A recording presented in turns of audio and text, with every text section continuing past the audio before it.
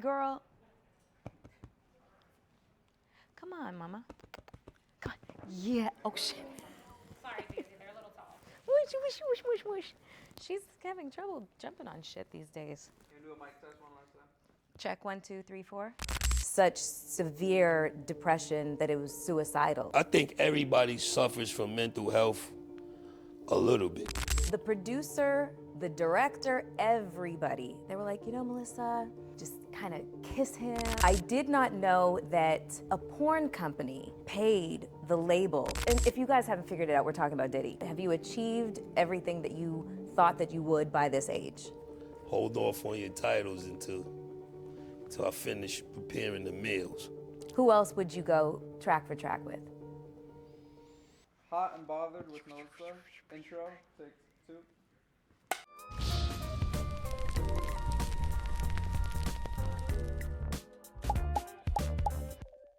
Welcome to the season finale of Hot and Bothered with Melyssa Ford. I am Melyssa Ford, and today we are in a very special place because we have a very, very special guest. We are in Midtown Manhattan at Torches Cannabis Dispensary and Lounge by the Polanco brothers. Thank you, gentlemen, for letting me use the space. And I also want to give a wonderful shout out to our sponsor, Viola Cannabis Products. I want to remind you guys that New York City is a dynamic, living, breathing city. So you might hear a little bit of outside noise, but we're going to try to do our best to make sure that the only thing that you guys hear is what our guest has to say.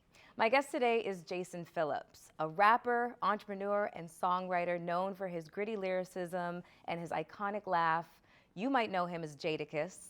We have a very storied history. Jadakiss, thank you so much for joining me today. I appreciate that. Okay, first of all, Happy New Year. Happy New Year. How did you spend your New Year's? I spent it on the floor, suffering from Montezuma's revenge, food poisoning in Mexico. That's kind of interesting. Yeah, that's one way of putting it. I was in the crib. I was actually at Cigar Lounge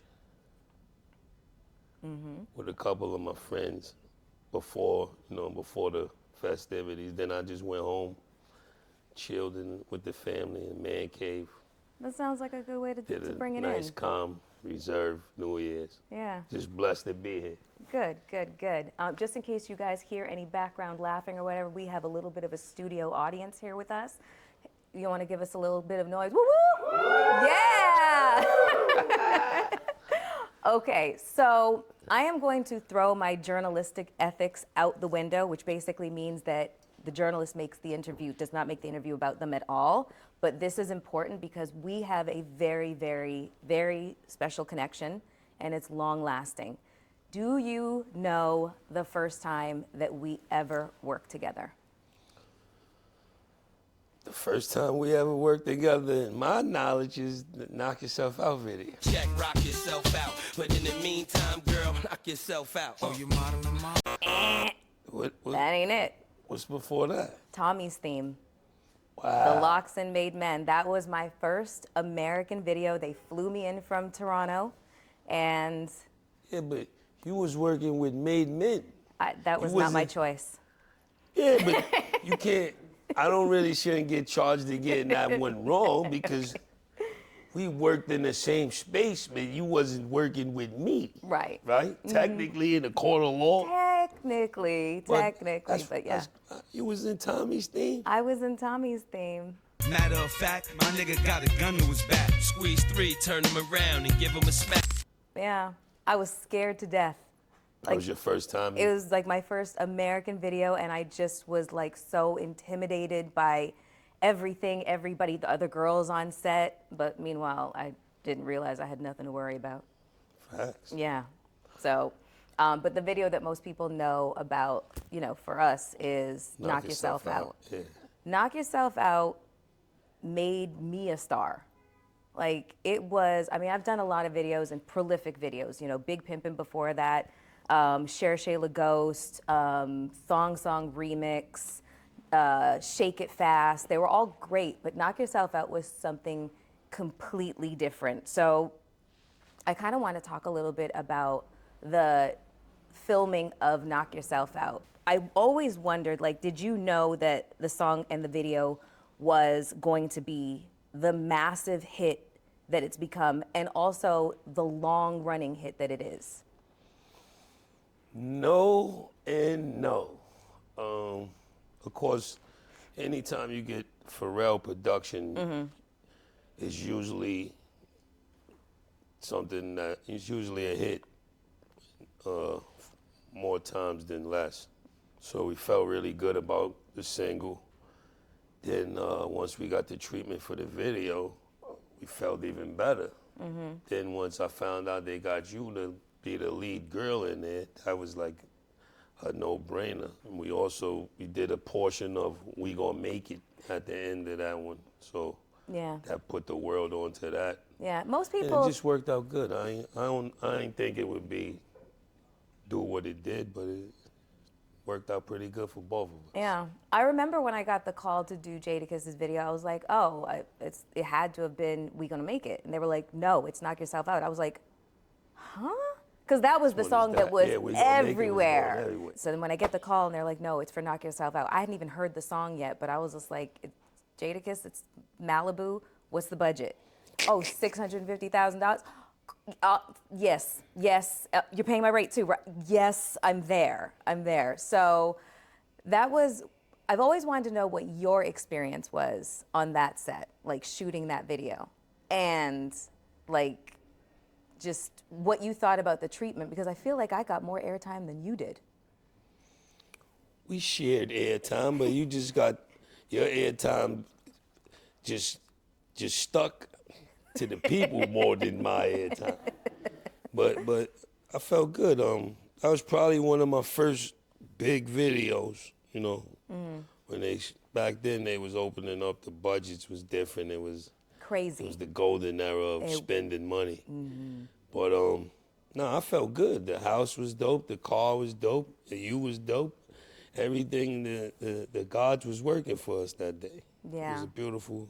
The set was awesome. It was amazing. A lot of people were on that set, and you know, it's interesting as you mentioned that time in the industry where the budgets were astronomical.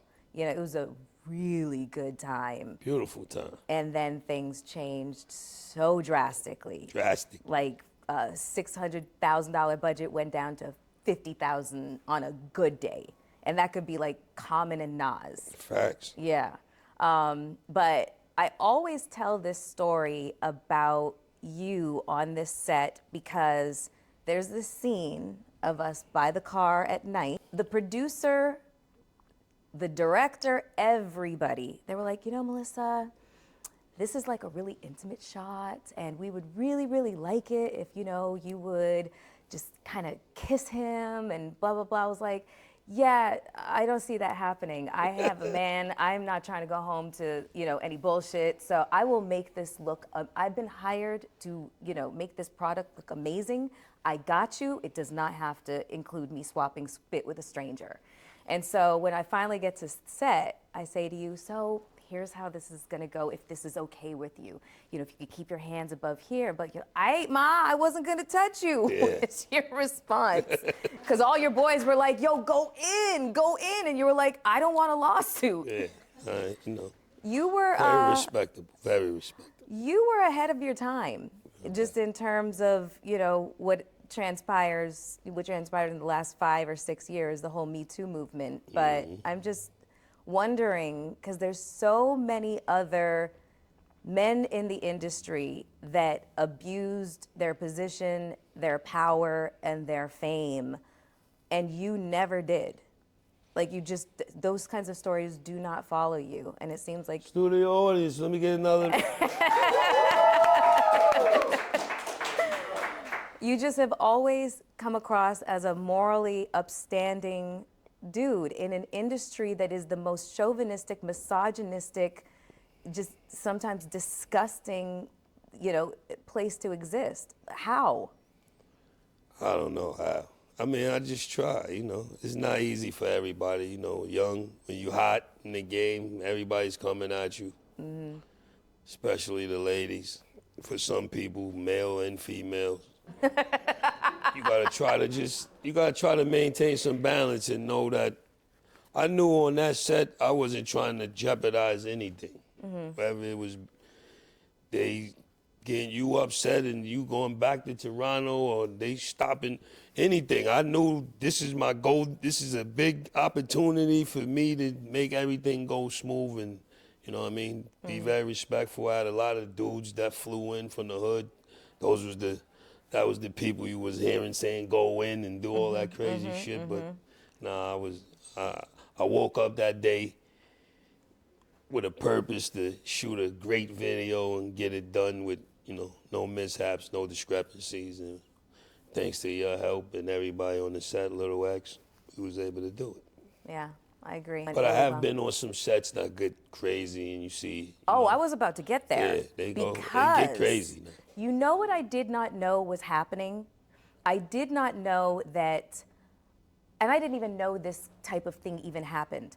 So a porn company had paid the label maybe like 100. Oh yeah, they did a porn version, remember? Yes. Yeah. So Oh hold shit, on. I forgot. Just wait. It's like a porno version. Right. It's like a soft porn version to knock yourself out. So this is something that I didn't even know happened, and my girlfriend, who has been in the industry forever, on the other side, she represents directors and stuff like that, has worked with tons of labels. She said, yeah, sometimes, you know, for product placement or just recognition. Do you remember they had the late TV shows uncut, and they was placing them on them kind of platforms. Yeah, trust me, I know. So I didn't even know that this was happening.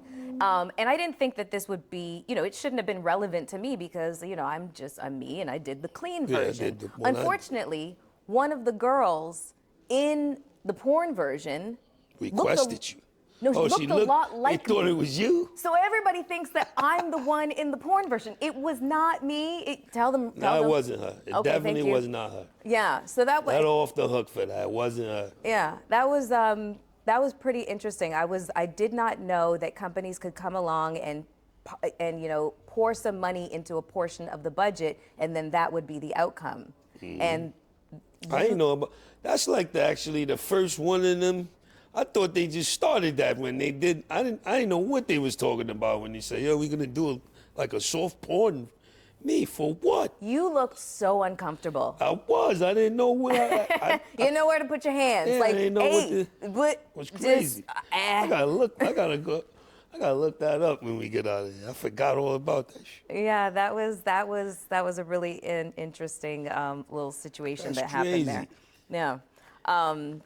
So I was gonna focus on mental health, you know, as it relates to the industry. Now we have a very, you know, we have a different way of examining mental health. In 2000, 2003, 2005, 2006, nobody's talking about mental health, especially nobody in this industry. And so I was going to ask you about the infamous Angie Martinez interview. I'm at my office. Y'all can sit on this interview with her and talk as long as y'all want to talk about it. Or you can take the invitation I gave you before. But it's not even getting there because of your get on the radio, whatever tactics. I ain't your enemy. Dog, we I just, ain't your enemy. You need to bang like that on cats that's coming at you. I ain't your enemy. Just yesterday we got a note from your office saying you don't have no idea of none of this or none of nothing. Just yesterday, your lawyer told us that. I see you at the show backstage. You said find out what it was. But don't sit here and portray like Puff took nothing from y'all. What is it? What is it? What do you call it? If it's 10 years and what do you call it? And don't say we can come in your office or do none of that, because we can't do none of that. We can't handle it no other way but with lawyers, and you know that, so don't get on the radio and act like a tough guy or none of that. Wait, you know how we can settle? You acting tough. I'm in my office, so why don't we stop talking on the radio? Now, you want people to stop talking because you just don't want to know the truth, dog. We made one record with you, Money, Power, Respect. It's 10 years later, and you still got half of our publishing. Now, there's no way you can make it justifiable that you deserve half of our publishing. You were very vocal about your displeasure at a certain record label owner at the time that had basically had you held in a contract that that was very predatory. Mm-hmm. Yeah. Young, radical, only having the streets, you know, the power of the people behind us. That was the only thing, the only way to grab attention at that time. You know what I mean? There was no, I couldn't go live, I couldn't tweet anything. Back then the radio was only power. What I found most interesting about that is the fact that you were fearless. Like, it was, and if you guys haven't figured it out, we're talking about Diddy.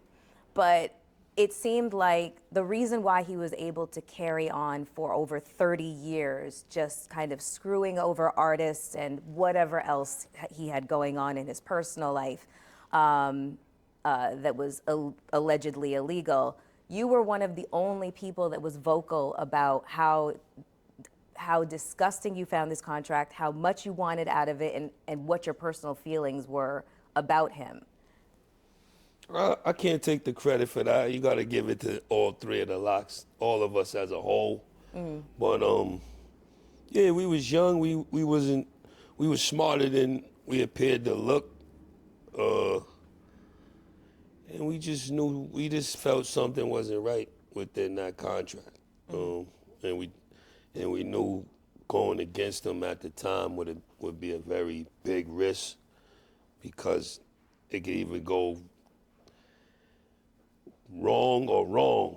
Yeah, expensive. Yeah, very expensive or very time consuming or both, and then your career is finished. So we knew that we was taking a chance, and you know, with the Lord with us, we was able to come to an agreement and part ways and then remain cool. It was reported that you had to pay like $3 million to get out of your contract.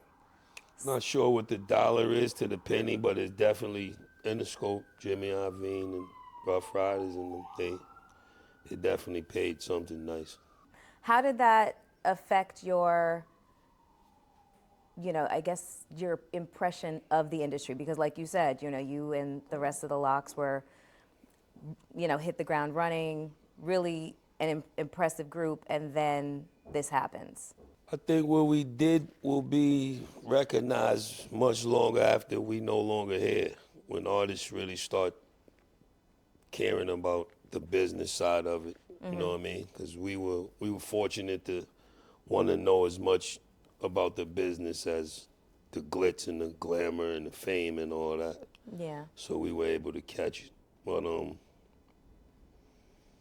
I think we was just fortunate and blessed and come from good households, and we thought about things that they probably wouldn't think we was thinking about to be that young. I just watched your Tiny Desk maybe about 3 months ago. First of all, it was fantastic. If anybody else saw the Tiny Desk, you know, clap it up, because it was dope. What I really enjoyed most about it was just kind of like the black boy joy, was how joyful you all seem to be up there. And I just marvel at the fact that you guys have been together for so long. Most groups, bands, they break up. There's just so much infighting over money or you know, who's more prevalent or famous or whatever the case is, and that never seems to have affected you guys. Like, what's the magic?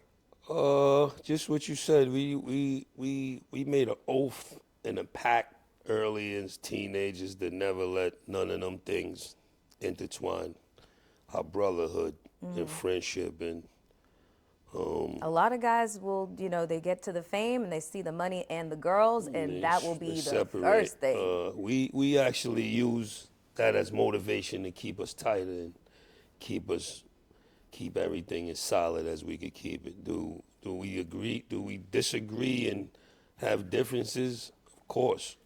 We iron them out behind closed doors. We leave them there, and we leave it in God's hands. But we never gonna, nobody's page is ever gonna say it was hacked or any of them crazy remarks or just outlandish outbursts about each other's business or our personal locks business, or you never gonna do any. You could sit around till your face falls off if you're waiting for that to come from the locks. We ain't never gonna do that. You've been in the business for, would you say 25 or 30 years? I feel like it's close Somewhere to 30. around there. Somewhere around there. How do you stay inspired? Because you've seen the industry change 100 times over. From the golden era that we were talking about with the big budgets to when everything went to shit because of Napster and piracy and whatnot, and then when streaming came about and everybody was just trying to figure out their ass from their elbow, recessions and what. How have you stayed inspired to stay in the game? I think it's a passion inside that, despite all of the bullshit, the love that I have for music, the love when I hear something good or go to a good show or, just anything. When I still have that burning sensation inside that make music and create. And I also think you can't be like the grumpy old man. You can't, even though some of this shit is not your cup of tea, is like far-fetched, you might not understand it, you might not understand what they're wearing, you still have to try to embrace it somewhat.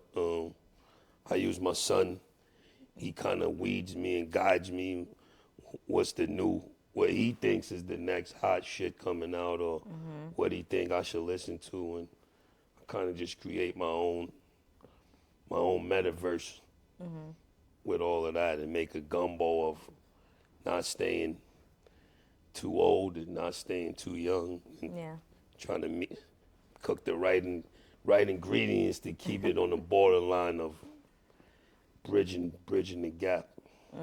Shout out to Jay Wan. He's on the other podcast that I'm on, the Joe Budden podcast, and he's definitely been a really great addition.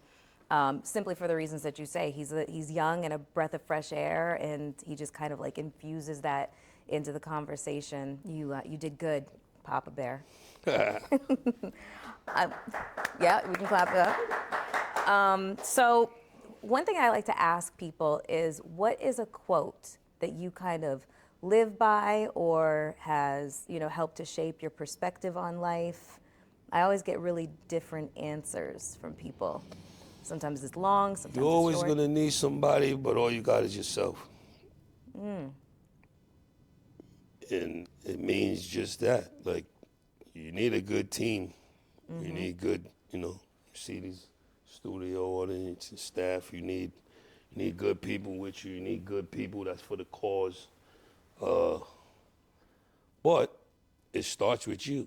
If you didn't have the idea, if you didn't have the vision to do Hot and Bothered, it wouldn't matter to staff. But for you to flourish and for this to go where you wanted to go, you're gonna need good people around you. Yep. Thank you, guys. I heard you once say, may your life be like Italian bread. Long with a lot of dough in the middle. I really, really like that. So on May 27th, you're turning the big 5-0. Yes. That wasn't a secret, was it? No. Okay, good. Well, if you're for turning 50, you look fantastic. Thank you. How did your younger self envision turning 50 look like?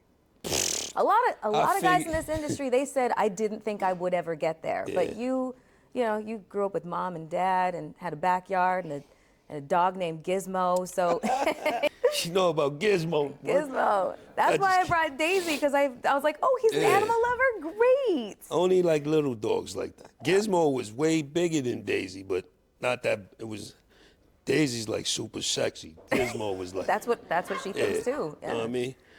But I don't know. Just trying to figure it out. 50 though, I never thought. When I was young, when all of us was young, you think 50 is. You think Old you're as gonna look hell. like Santa Claus when you're 50. Yeah. But Golden Girls. Yeah. Sophia and Blanche in them. But the world's changed. For the most part, you should want to be healthy. You should want to care about what you put into your body. If you have kids, if you have parents, if you're lucky to have grandparents, it should be some conversations of how to live an extra day, or how to eat a little better, or how to lay off sugar and salt. At a moderate pace, though. You can't go cold turkey. It's hard for you to just cut anything off. But those conversations should be in these households, no matter what's going on, because, we losing our parents, we losing our families, we losing our peers, and, the ailments ain't stopping. Yeah, we've lost a lot of people this year. We lost Fat Man Scoop. We lost DJ Clark Kent. Years ago, one of my personal favorites, Combat Jack. Yep. We lose a lot of our peers, especially black men, to preventable diseases like heart disease, like colon cancer and prostate cancer and that sort of thing. So I was really interested to find out, what was there a moment, or did you suffer a loss that led you to wanting to alter your lifestyle incrementally? And were the guys on board with you, or did this happen as a collective, or did this happen just you all had to come to that realization individually? I think from just being with each other, then being on the road so much, touring and spot dates and things of that nature, about, I don't even know how many years ago, but when we would come back into town from off the road, we would go to 125th between Park and Madison. It was a juice bar there. And then it became a repetitive, no matter where we would land, what airport, we would have to stop there before we go home. Then we start learning how to replenish our bodies. Just start learning about different fruits, the benefits of different things. Then Styles actually start going there every day, turning into like a student. Then once he got the bug, he put it in, he implied it in me and Shriek. Yo, dog, we gotta work hard, we gotta eat right, we gotta this, that. Then he was the first to go vegetarian, then he went vegan. Then it just became a lifestyle, and then, the more you start studying and learning about your body and, things like that, you wanna live a little. So that turned into him becoming partners and doing the first juice bar in the Bronx, Castle Hill. I used to live there. See, he thought about you. Then we opened another one in Yonkers. Then we opened a couple more. So it just became a lifestyle for us to, put the word out there. Everybody would stereotype us as gangster rappers and things, like that. And we start saying being healthy is gangster. And just putting the word out there. And here we are. One of the things that hip hop is not known for is vulnerability. Like I said earlier, mental health is, it's a conversation that is slowly but surely becoming normalized, but maybe not so much within our community. What's your thoughts on that? How do you handle your low days? How do you handle your mental health? How do you feel about therapy? And have you ever gone? Actually, I just got introduced to a therapist, and I think I'm gonna start some sessions with her either in a few weeks or the beginning of next month. Good for you. I think talking to people, I think crying, laughing, reading, being alone, thinking. I think everybody suffers from mental health a little bit, no matter what's going on, no matter what your financial status is, no matter where you are in life. I think that sometimes in your life you suffer from it. So, you need somebody to talk to. You need you need to find ways to wind down without jeopardizing doing something to yourself or somebody else or hurting your family or anything like that. And I think therapy is good. I think we need this conversation more. just like everything else, soon as somebody cool says it, then it becomes it spreads like wildfire. But I think we really need to touch on mental health issues in everything we do, because I really truly believe that every human being suffers from it a little bit. There's different levels for everybody, but I think everybody goes, Yeah. There's You agree? I have a therapist. I love therapy. It's my, vulnerability is my superpower. So I've been through a near-death car accident back in 2018, and I had a traumatic brain injury, and I was not prepared for that. My doctors didn't tell me that I was going to experience such severe depression that it was suicidal. Like, I had a lot of suicidal ideations.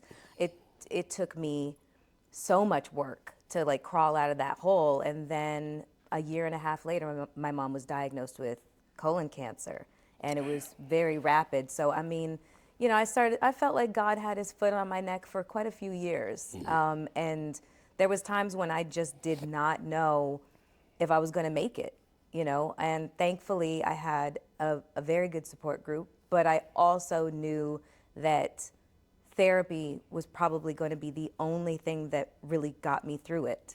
And so I'm a huge advocate for therapy and just getting people to normalize the conversation, and also understand that it doesn't make you weak to acknowledge that you need to talk to somebody. Everybody does.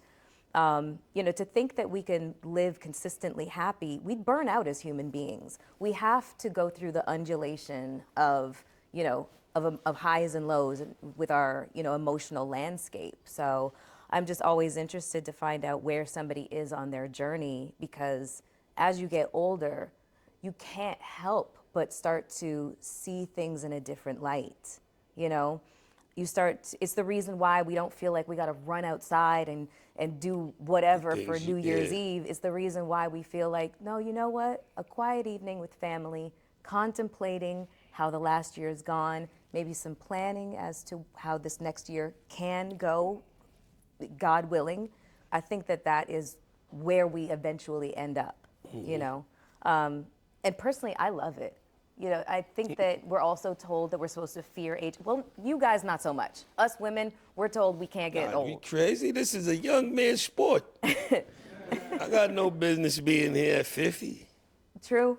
You are a rare bear. How do you feel about the title icon and legend when it's applied to you? Do you feel like an icon or a legend? I mean, I loved it. I appreciate it, but I think they throw a lot of them kind of words around They too sure loosely do. nowadays. Especially goat. With the great what? It's too much loosely. It's too much looseness with some of these words that shouldn't be used so easily. But me, I appreciate it, but I feel like I got a lot of more to give the people. So hold off on your titles until I finish preparing the meals. Yeah, I think that that verses with Lox and Dipset really just kind of hammered home your legendary status. That was such a treat for everybody to see, considering what we were all collectively going through, COVID and having to stay away from each other and losing people and that sort of thing. That verses will go down in history, especially your participation in it. That was a good moment for hip hop. Hip hop is about moments, like memorable moments, and I think we was able to be a part of a good memorable moment that will last forever. I agree with that. And it did wake people up about myself and the Lox. It did. Tapped a few people on their shoulder. Yeah, I feel like it reignited an energy for East Coast rap that had been, kind of dormant. Fading away, Yeah, for a long time. So that's another reason why I feel like everybody in the building, it looked magnetic, It looked like a really, really fantastic place to be. It was great. Yeah. So just to circle back, so we talked about our peers dying from preventable diseases, but it seems like every 5 minutes we're seeing one of the younger generation dying from like drug overdoses. Yeah, it switched. You know, not a good thing, but I came up with it was cool to sell drugs and make money. Now they giving the kids the money and they just taking drugs like, you know, opioids and over the counter promethazine or whatever it is, and they're dying at a rapid rate and they're looking old and they're moving like elders, and it's just not a good thing. There's some of them where their addiction is visible. Yeah, you you can see it. Do you feel like, you know, it's some level the hip hop community's responsibility to support these artists through addiction? Because it's the whole idea of feeding them whatever they need in order to get the talent out of them at the expense of their lives. That's just, it's not working. No, but it's not the hip hop community's responsibility to do anything but make hip hop. They always, it's good to use your platform to do something good, but that word responsible is, we ain't responsible. What it about comes from mental- your home. It comes from your parents. Who's your, you know, what kind of household are you? When you was listening to your parents make music, was they doing popping pills and syrup and whatever? What's the cause of that? You know what I mean? What about mentorship though? It goes to that. Who's your mentor? Who's managing you? Who's your older brother? Who are you around? A bunch of pharmaceutical people that's passing you pills and crazy shit. I don't you know what I mean? We also came from an era where we wanted to listen to the OGs and we wanted to be around them. So to be around them, you had to carry yourself a certain way. Now, it's a percentage of young people that Don't wanna could listen to care less shit we what the say. hell, yeah, they don't give a Yeah. fuck. So that's the separation. Yeah, and they should, because seriously, when this is what 48 looks like and this is what almost 50 looks like, you might want to listen up. Just Take look. note.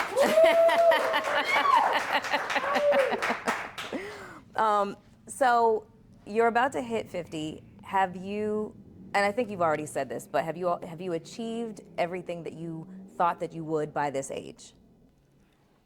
Yes, I'm alive and well. My parents is alive. My kids are happy. I can't ask for much more than that. That is a blessing.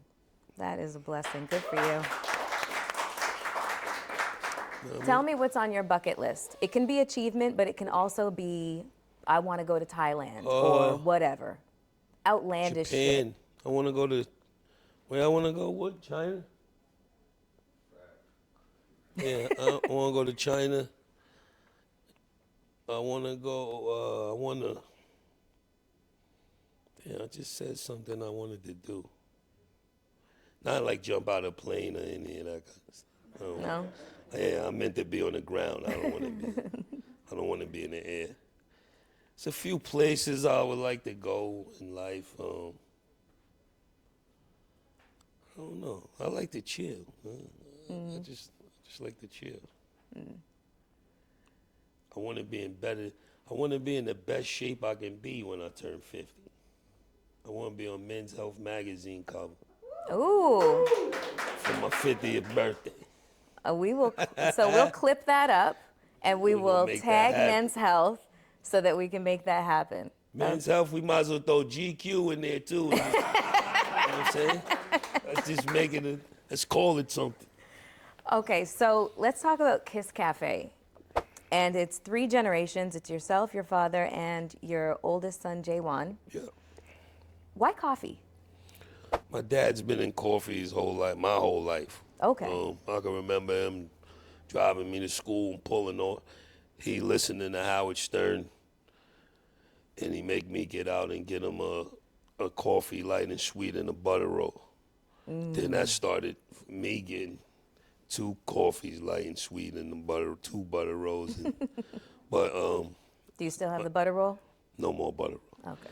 My dad, Yeah, he came up here from Memphis. He worked for General Foods. He was always in coffee for every job he ever had that I could remember since a kid working. And after I obtained some success, he like, yo, you got to do your own coffee. And I would just brush him off. He would keep, and then as I start having kids, he would leave me alone and go to them like, yo, you got to take over the business. And Jay Wan is like, yeah, whatever, Grandpa. So then after the first verses, my kids was over there showing them the live comments. And I think I was drinking a black bottle of Douce that time when me and Fab did the first verses. I was a little bit drunk. And people was in the comments like, get Kiss some coffee, get him some water, get him something. He needs something. He's going to fall off the stoop. So then my dad's like, yo, I'm going to make a coffee for when you drunk and hungover. Then we scratched that whole idea because we didn't want to have any affiliation of being drunk or inebriated, with the product. So we threw that whole thing out. Then after the Dipset Locks verses, that's when he like, yo, I think it's time. This is he grabbed my arm a little tighter, like, yo, now we got to really do it. You got the whole world calling you. It's time to do it. So we sat down and did it. We called in the compound for marketing. My man Set Free and his wife and his staff. We got the packaging. We worked on a blend for about 9 months to a year. Once we agreed on one, we launched e-commerce, and now I think we maximized that. Now we're about to take it to the next level of brick and mortars and wow, congratulations. Things like that. Institutional sales, hotels, things like that. Just something for the family. People of our color and come from where we come from don't usually indulge in generational wealth. So to leave something for the family and my kids and their kids, hopefully, it's a beautiful thing. Yeah, let me wrap it up. The whole idea of coffee, because, most people in the industry, they usually come out with a liquor or something to that effect. So I was just like, why did he settle on coffee like that? My dad likes to say I have skin in the game, pause. Like it's not a money grab. Like you said, people do liquor and other kind of things. But it's like coffee is in my family, so it makes sense. My dad, I call him the El Chapo of coffee. That's awesome. So I wanted to ask you about the video that I saw of you chaperoning your kids. Yeah, let's talk about that because I caught some flack from that. Okay. Well, first of all, in the video, you just look so deadpan, like there's just chaos going on around you. So The paint a kids picture. are singing supercalifragilisticexpialidocious. They singing that all the way from Valhalla, New York, all the way down to the Museum of Natural History, whatever the damn museum is. And I'm just there going crazy because the principal, I happened to be on the bus with the principal and a couple of other parents and teachers. And so I'm doing my little video, school trip, and one of the kids hops on my video. Now, the day goes by, the trip was successful, no kids missing, nobody, nothing. That's a good thing. We make it back to the school. I'm sitting in the studio. I get a call from the principal. I'm like, what the hell is the principal calling me? School been over. Now he like, Mr. Phillips, you got a video, this, that. It's a parent calling, saying she sees a kid on TMZ. Oh, wow. He jumped in my video. How you going? I can't take it down. Then I'm looking for it. It was in my story, so it was gone anyway. I'm like, I can't help you, man. I'm sorry. But yeah, that was an experience. I like to go on as many field trips as I could go on. Can't get time back. Those kind of memories last forever. So I try to Be as active as possible. be as active as possible. That's dope. That's dope. I thought that video was hilarious, and the fact that you almost got in trouble for it is even funnier. Okay, so we do something called rapid fire on the show. Okay. And you got to answer real fast. Like, okay. Would you do a rematch with Dipset? Sure. Who else would you go track for track with? Whoever. Anybody. Bring it on. Is there a song or songs that you wish that you had kept for yourself? One of Jay-Z's songs I had, 18. You are now looking at a smart black boy. Mama ain't raising. I had that beat before over. I don't know why I didn't keep it. Money, power, respect. Which one's more important to you? Respect. How do you like your coffee? Caffeinated or decaf? Calf. Definitely calf. Straight black before the gym. I might have a brown sugar and a little oat milk after the gym. Video models versus IG models. Video models. That's right. That's right. Think I was gonna jeopardize myself with that? That was the setup. What? Bald or hair? Because when we first met, I feel like you had some hair on your head. Both. No, I was bald. I had a bald head just by choice when I came into the industry because, you know, X from Yonkers, that was like a look from where we was from. But I always told Styles and Chic, once they go bald, I'm coming back, let my hair grow back. And that's what I did. I am so happy that you were able to do this interview. Appreciate you, you know that. I appreciate We've you. been coming. locked in since Knock Yourself Out, since Tommy's theme, but not really. We wasn't locked in at Tommy's theme. I didn't even see her on that set. Mm-hmm. But Knock Yourself Out, we was co-working, and we did our thing. I appreciate you, and stay golden. And we gotta give her a round of applause for being so strong.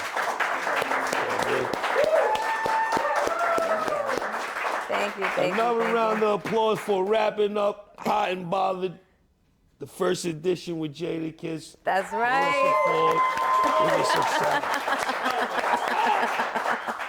I want to thank you, my fans and my supporters, for tuning in to the season of Hot and Bothered with Melyssa Ford. You have not seen anything yet. This was the best way to wrap up first season. Second season is just around the corner. Stick with me, and I will see you later.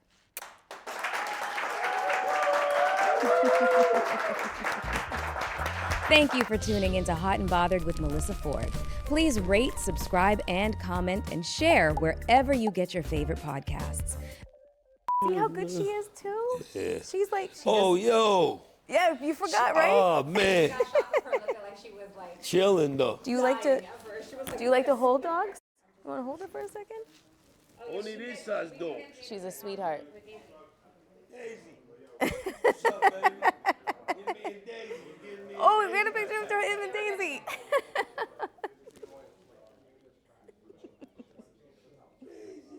She's such a good little dog. She doesn't bark. She doesn't whine. She's fresh to death. Be sure to follow Hot and Bothered with Melyssa Ford on IG at Hot and Bothered Podcast.